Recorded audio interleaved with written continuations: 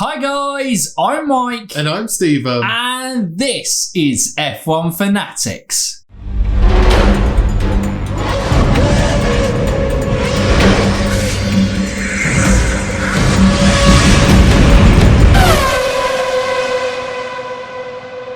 Welcome back to the channel and to another episode of F1 Fantasy Weekly, the place where you can keep up to date with the fantasy game of Formula One.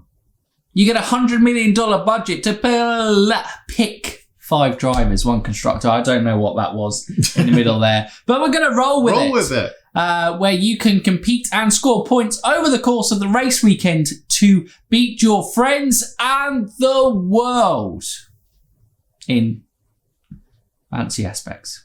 In fancy, yes. In F1 fantasy. Yeah, I don't think if you were looking to beat the world in water polo, this video will not help you. In water, that's the example you went for. Water polo. Well, I thought I'd go something a little bit left field. Water polo. Excellent.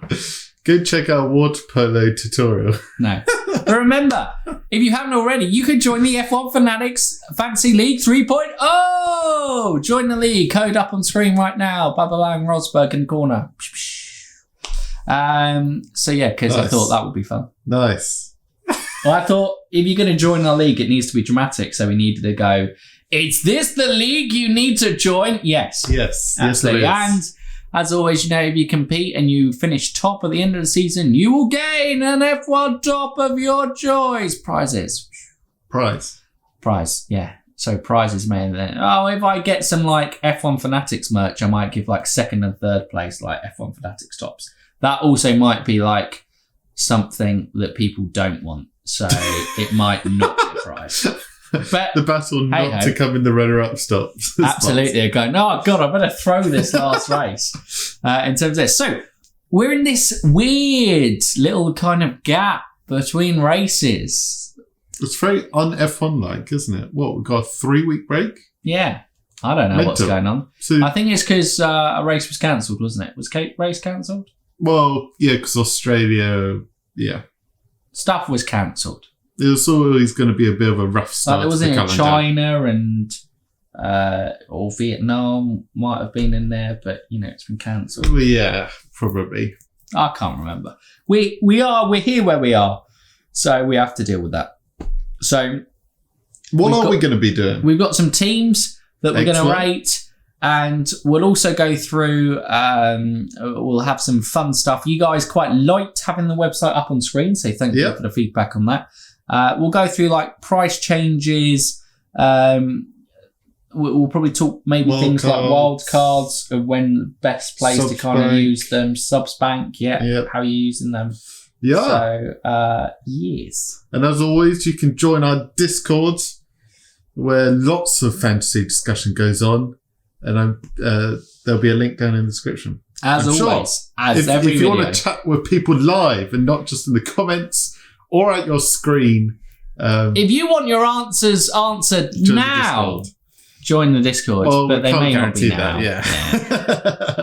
Anyway, right. So, first one, Marin Uoda. For Rate Your Teams. For Rate Your Team, Yoda. So, I hope I've said that. If I've butchered your surname, I can only apologise. But anyway, first year playing and I got lucky. Red Bull, Verstappen, Leclerc, Lando Turbo, Ocon and Tsunoda. Yeah, Ocon was the only real one that kind of let down there. Yeah, because Alpine just didn't look really on it at all. But turboed Lando. So, for Kimi and a Robin, probably. For Kimi and a Robin. And going into the next one, you've got an AlphaTauri got there. Leclerc's still a good bet. Lando, who would you turbo for the next one? Yeah, probably Lando.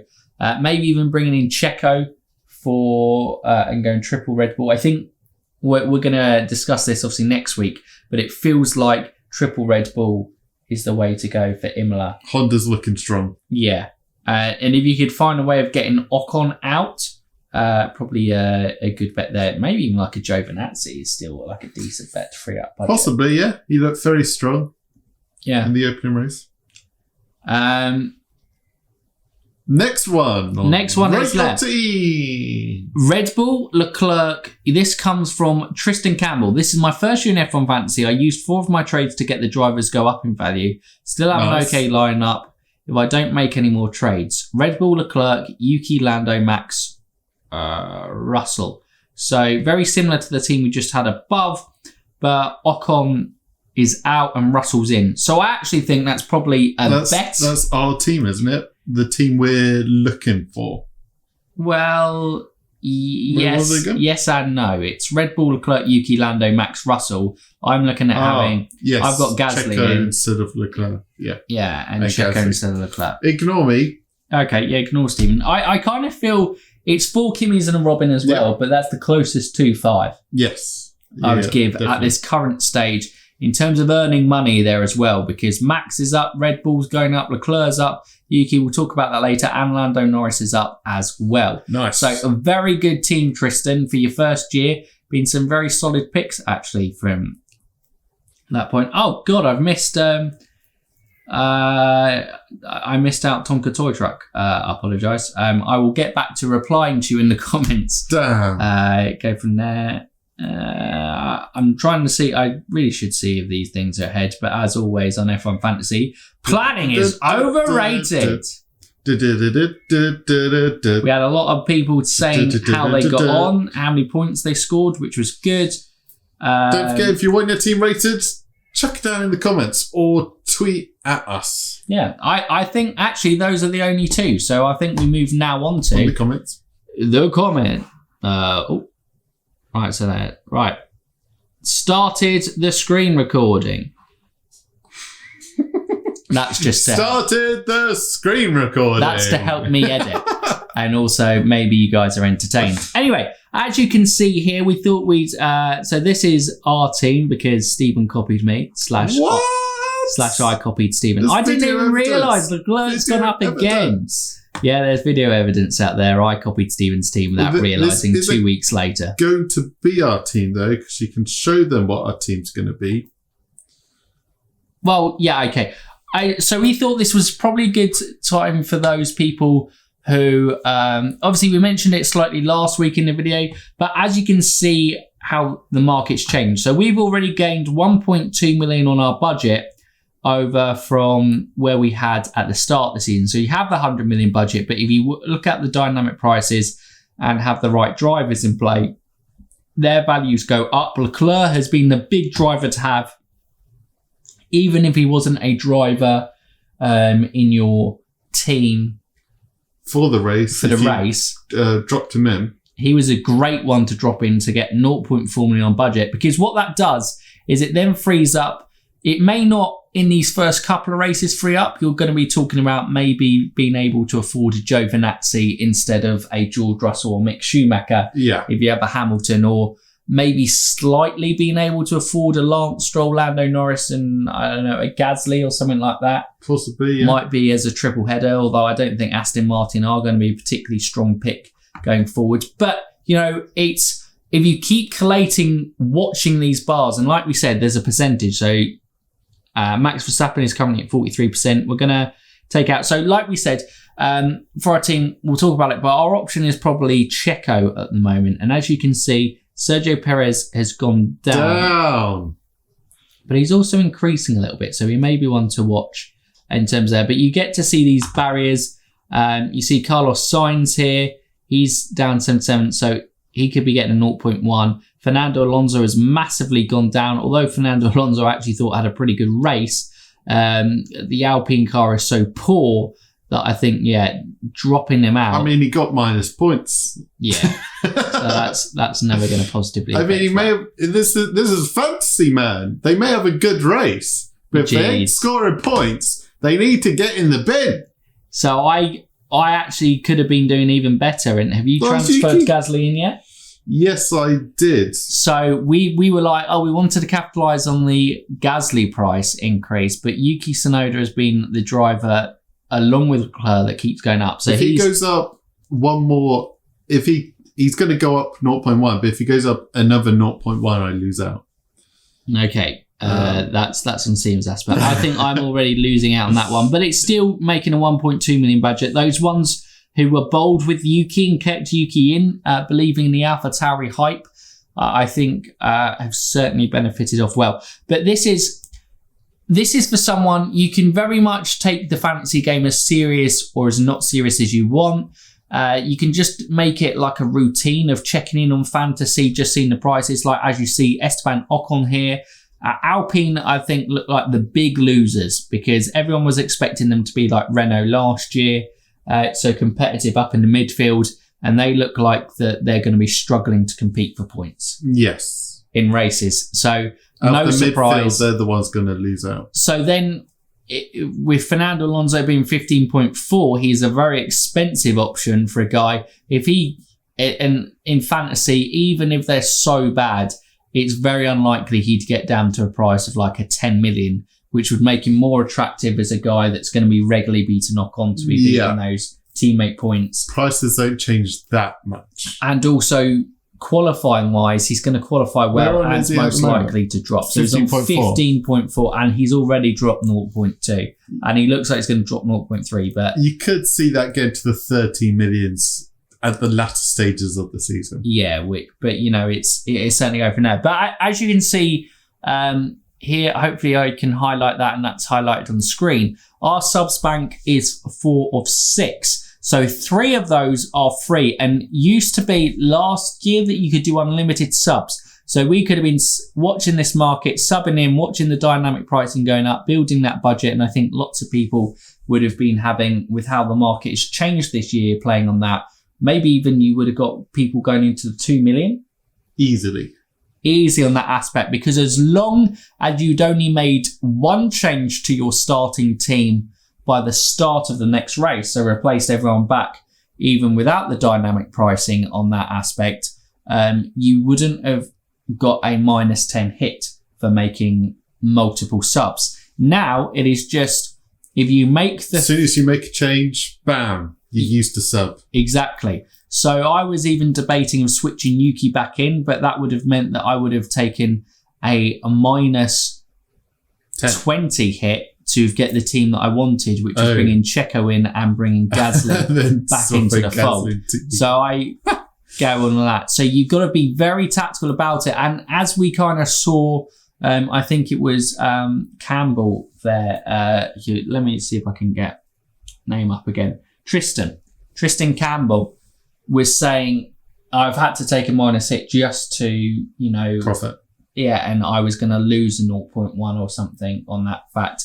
Sometimes you are going to have to take a -10 hit this season, especially if, you know, some of your drivers are massively going down in price, because you're trying to avoid losing budget as much as possible. Exactly. I think. And even if you take them out to then put them back in, it's going to become very clear and obvious that these subs are just going to be used for money making in this early stages. Yeah.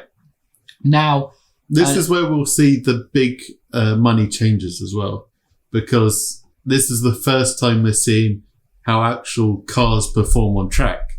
So obviously F1 Fantasy valued the AlphaTauris quite low, which meant their price was quite low. But obviously now we've seen they're probably going to be one of the best midfield teams. So that's why their prices are shooting up.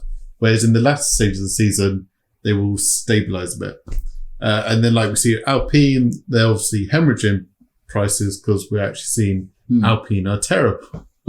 Yeah, so that then brings into the question of when to use your wildcard. Now, the wildcard, as you see here, the wildcard allows you to make up to 12 substitutions for free in the race week you play it, enabling you to make a full team reset and to make additional substitutions to grow your budget. You get 2 wildcards per season. So some people have used this, and if this was going to be useful, obviously I know we've still got a week to go, and some people are going, well, do I just do it in this next week? I think you've missed the ship. Actually, you know, the wild card, now looking back, it may have been a very good time when our 3 substitutions being available to use it. Because the subs bank changed the market so weirdly, so dramatically this season, looking back, because we were like, don't wildcard because you keep it. But now looking back, you go, yeah, because now you have 3 free subs every week. The wildcard is pretty much useless other than week 1. Yeah, to budget it. So we were kind of getting our head around the dynamic pricing last year and understand it much better this year. Yeah. Absolutely, in terms of the understanding.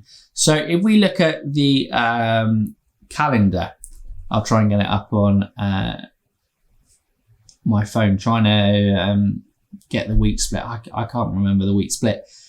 Trying to look at because you get 1 wild card per half a season. So this wild card is till the next half season, and then definitely, I would say the next time using your wild card would be best. Definitely would be the mid-season break. I think for the second wild card. Yeah. For absolute certain.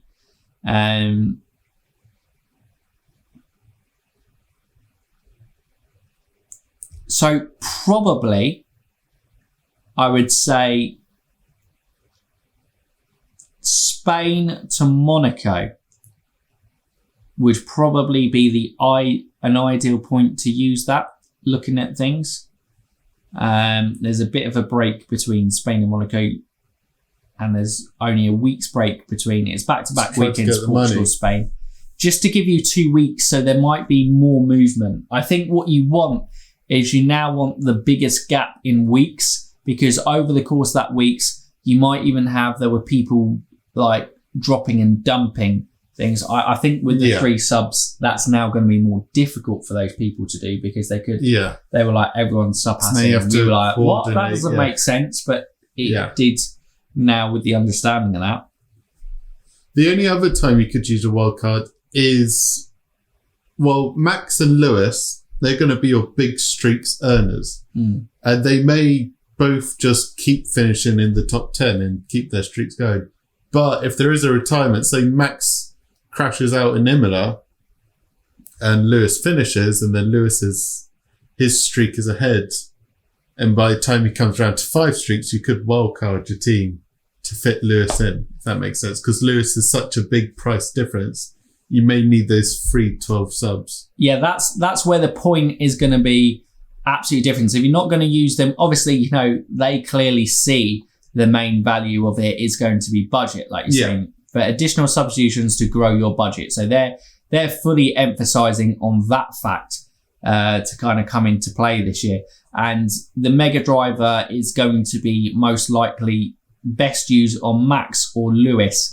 And seeing as it's between Max or Lewis, I'm probably veering towards Lewis, as Lewis I feel is more consistent. Has something Red Bull always seem to. Well, we'll have to see how the season develops. We will have to see how the season develops, but it'd be interesting. Maybe they'll remember what it's like to be running at the front of the field. Maybe they were surprised even themselves that they looked to be in a championship fight this year. But yeah, as you can see, go from there. And we'll have a look at Constructors, actually. So Mercedes has only gone down. Mercedes again still is looking. That realistically would have to come down to about 33 million, 34 million to even be somewhat of an attractive. And it's not going to happen. No. It's not. That's not going to change at all. I can see it drop to 37.5 for the whole season. I can't see it going much lower than that. But seeming that there's going to be an interesting one here. That Ferrari have gone up 0.2 and Red Bull have only gone 0.1. But an interesting one, and AlphaTauri have massively gone up 0.2, and they probably look like they're going to go 0.3 as well as a constructor. AlphaTauri are an interesting one to look at, certainly for the future. But now you have to pay attention to these, and so if you look at the constructor here, do they have the? Wait, what are you looking for? I was trying to look for the streaks. Well, the streaks are there, aren't they? Well, they are here. Okay, so let's look at McLaren here. So for streaks, everyone's. Oh. Does it only have to be 3? Yeah. Constructors. Constructors are 3 and drivers are 5. Okay, right. So McLaren and Ferrari are definitely looking like constructors who you want to be paying attention to maybe use one of your free subs to switch to for where we're going, for Spain. No, sorry, it would be Portugal. Portugal, yeah. Wouldn't it? Would be the rounds. Because those bonus points could massively switch it, even if Red Bull, say, do well in the race with Checo and Max. Red Bull would have to be a 1-2 to beat a McLaren streaks. Yeah. And Ferrari also a potential one if it plays out and they get both going into there. So both Possibly, are watching. Yeah. But as they're so close on prices, and seeing as Daniel Ricciardo had damage and still finished ahead of the Ferrari of Carlos Sainz, although Sainz was saying he was cautious in his first race with Ferrari, it kind of feels like McLaren is the safer bet to use that extra budget to then maybe that week even potentially playing around going Max and Verstappen to try and see if that extra budget freed up. You could indeed. Options. Be interesting there. And I think that's about it for our little weekly roundup. I think it is indeed. I think we've... Without going on too much. Yeah. Had a little look at the prices. Next week we will do a preview. But if you have any questions regarding F1 Fantasy as well, this was a great suggestion from Fergus. Leave in the comments with kind of your questions about fantasy. If you've got a question about fantasy that you want us to answer in the next video, we will do a your questions answered section on the weekly podcast. If we can help, obviously now this year, as we're using the screen sharing a lot more, it kind of, makes it a hell of a lot easier for us to show things for you guys that you can go away and work. Exactly. Yeah. Absolutely. But yeah, right. There we go. We'll shut that down. Screen recording is over. Oh, that helps. I'll know when to end it now. But yeah, guys, that is it for another F1 Fantasy Weekly. We hope you've enjoyed. We hope you have found the information in this episode useful. As always, you've been superb in the comments, so keep getting involved in those comments. Comment down below. You can obviously check out if you have any burning questions. Maybe F1 Fantasy Explained covers that as well. But yeah, have a good week, guys, and we'll look forward to seeing you next week. So if you're new around here or haven't done so already, Stephen, you can like, subscribe, and ding that bell. Ding it. So for now, you F1 fans, keep racing.